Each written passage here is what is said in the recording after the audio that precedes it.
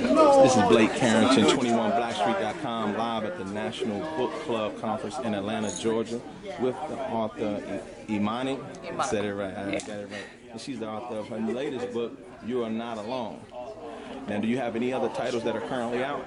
No, this is the only one out right now, but I have two in the hopper. When I Was Broken and A Perfect Love, or at least that's the title right now. And what is this book about?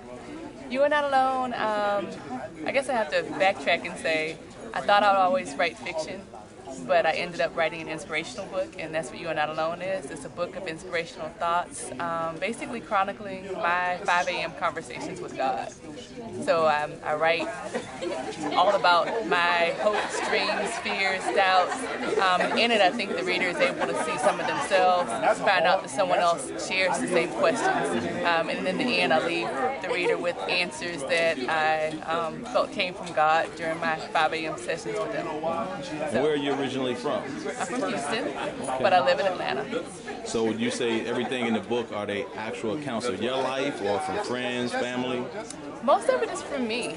Me and God, I should say.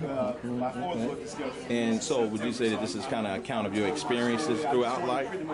Definitely, it chronicles my experiences. I mean, for instance, to give you an example, I wrote one thought about my aunt who suffered from Parkinson's disease.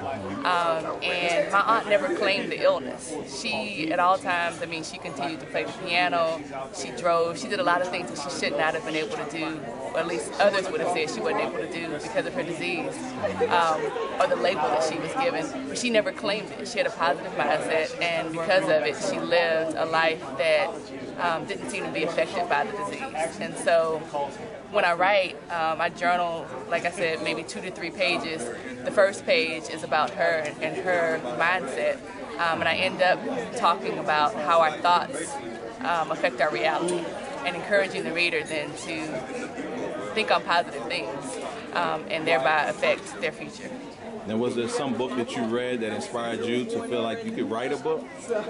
No, my writing actually, I always wanted to be a writer. I'm a journalist and a lawyer by profession, but it wasn't until I went through some life experiences. My ex-husband had a schizophrenic breakdown, and that actually caused me to write my first book, really as a means of healing. From there, I thought I would write fiction, and inspirational is what came out. So, but I like Susan Taylor's writing because I think our writing styles are similar. Well, if I can be so bold as to even say that I'm in the same category, but she writes using her own life experiences to inspire someone else, and that's what I want to do. So if you could have a mentor in the book industry, who would that be and why? Susan. Would definitely be her. Susan, and also Maya. I mean, Maya Angelou is just incredible to me. So those are 2 writers that I definitely identify with, who I've been inspired by, and who encouraged me to keep writing. Now, are you currently reading anything now? I am not reading anything now.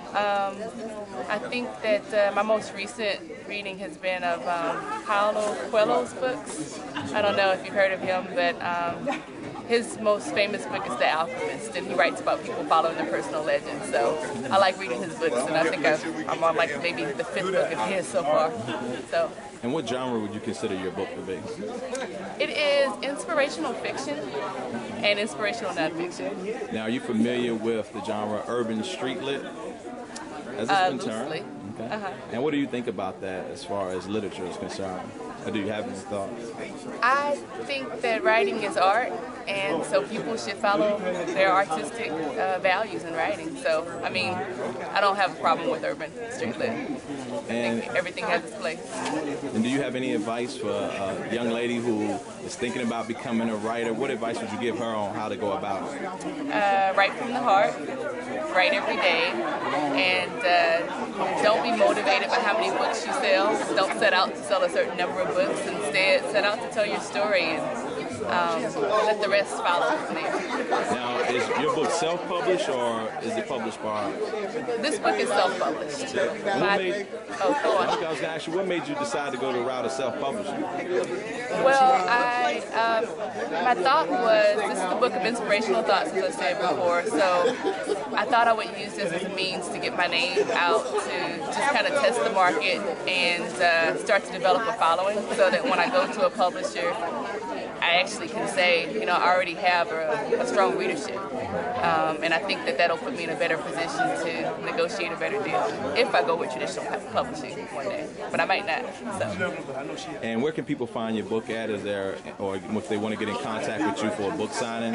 Yeah. I do book signings. I also do speaking engagements. And my best contact information is through my website, which is byimani.com. So it's byimani.com.